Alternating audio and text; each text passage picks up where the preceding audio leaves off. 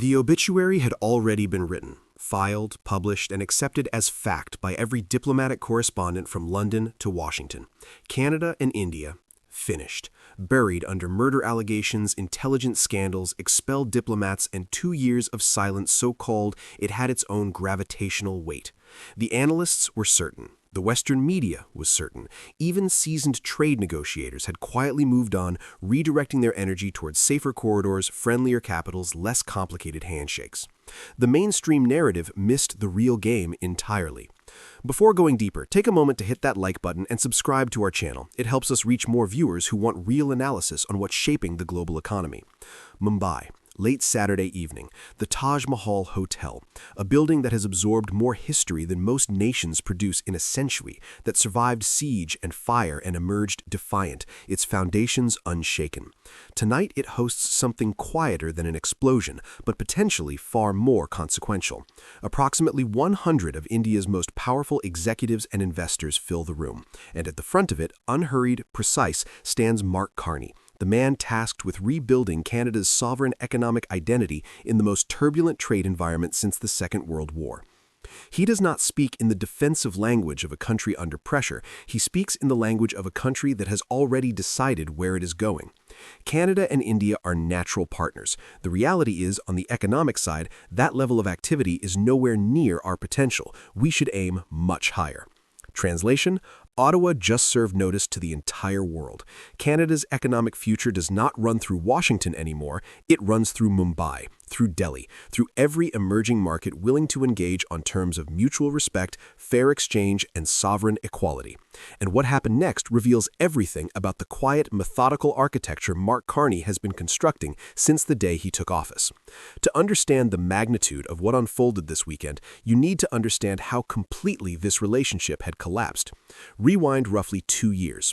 Former Prime Minister Justin Trudeau stood before the world and made an allegation that shook the foundations of Indo-Canadian relations, that agents of the Indian government were involved in the killing of Hardeep Singh Nijjar, a Canadian Sikh activist murdered on Canadian soil. The RCMP flagged Indian involvement in a series of violent incidents within Canada's borders. Diplomats were expelled on both sides. Official channels went dark. The relationship did not simply cool, it froze solid. The conventional wisdom that formed in the aftermath was airtight. Any Canadian Prime Minister who moved toward India too soon would be accused of abandoning the Sikh community, of normalizing state-sponsored violence, of choosing trade over truth. The political cost, every advisor said, was simply too high. Mark Carney does not react, he calculates. Mark Carney does not react, he calculates. Because while the diplomatic relationship lay frozen, something else was happening in the global economy. Donald Trump unleashed a trade war of historic disruption. Tariffs cascaded. Traditional alliances buckled under the weight of American unpredictability. Supply chains that had functioned for decades began fracturing overnight. And Canada, targeted, pressured, treated by Washington as a subsidiary rather than a sovereign nation, faced a defining question: retreat further into dependency or build something new? Carney chose to build.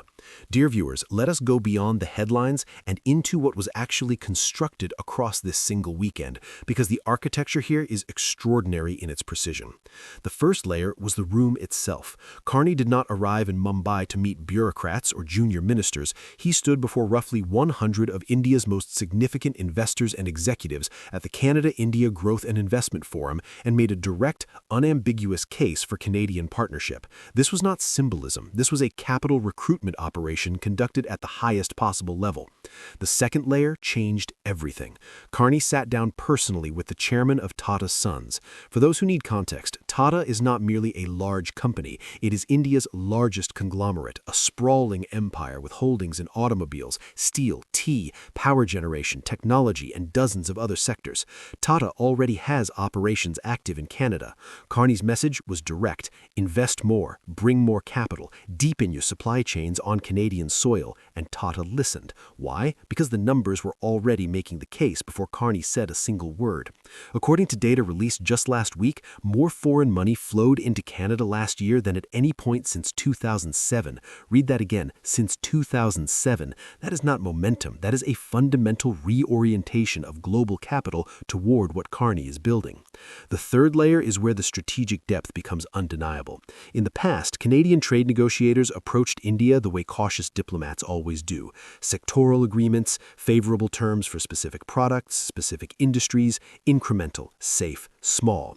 Carney and Modi are doing something categorically different. They are pursuing a comprehensive free trade agreement, every sector, every barrier, everything on the table. A deal targeted for completion by year's end, with a possible signing at the G20 summit in Miami this December. And then there's uranium, and most outlets are completely burying this lead.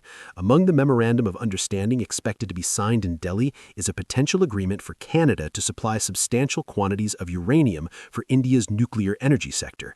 Canada is one of the world's largest uranium producers. India is one of the world's fastest-growing energy consumers. This is not a trade footnote. This is energy security architecture being constructed in real time between two democracies. At the precise moment, the traditional American energy umbrella is becoming less reliable, less predictable, and less trusted with every passing month. This is not hesitation. This is architecture.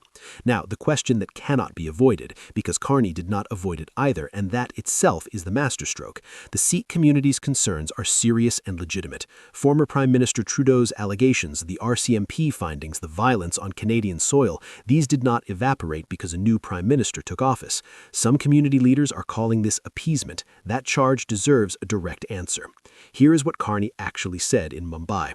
This visit marks the end of a challenging period and, more importantly, the beginning of a new, more ambitious partnership between two confident and complementary nations. Foreign Affairs Minister Anita Anand, traveling alongside Carney, was pressed repeatedly by journalists to confirm whether Canada still believed India was engaged in foreign interference on Canadian soil. She refused a simple yes or no, but what she said was precise. Foreign interference and transnational repression are taken extremely seriously by this government, and they will continue to be, because no country receives a pass when it comes to domestic public safety.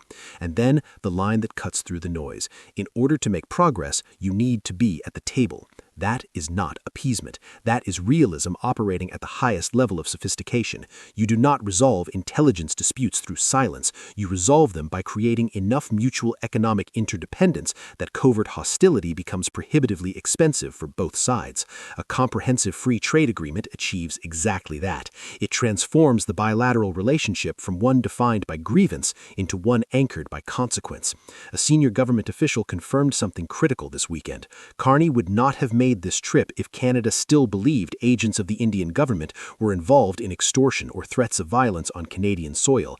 The intelligence picture, it appears, has shifted, even if the public messaging remains necessarily carefully calibrated. There is one more dimension receiving almost no coverage, but which will define this relationship longer than any trade deal.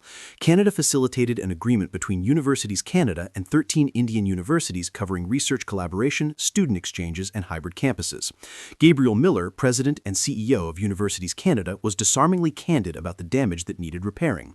Canada's focus on international education, he said, needs to be on quality, not quantity.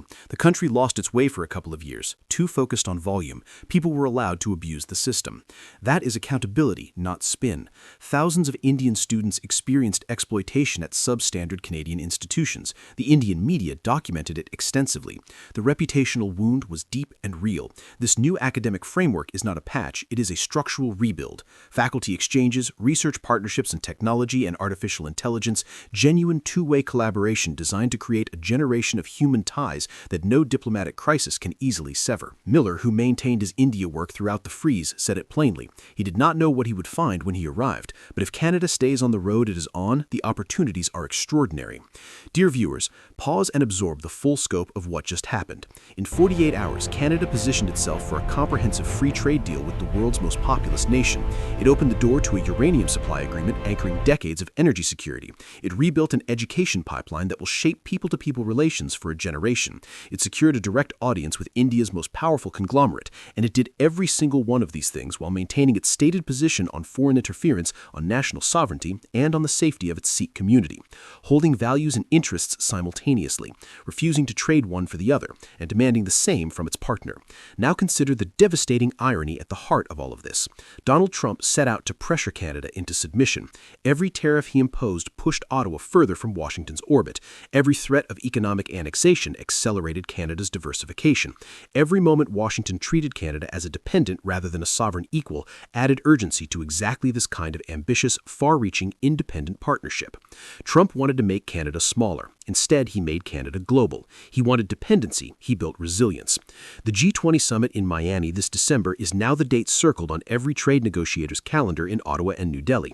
If Carney and Modi sign a comprehensive free trade agreement on that stage, the signal sent to the watching world will be permanent and unmistakable. The volatile era created by American unpredictability is not a crisis to simply endure. It is a strategic opening for those patient enough and prepared enough to walk through it. Power does not shift in speeches. It shifts in quiet rooms over uranium agreements and university partnerships, in the deliberate accumulation of leverage and interdependence, one calculated move at a time. Canada doesn't just watch history. Canada shapes it.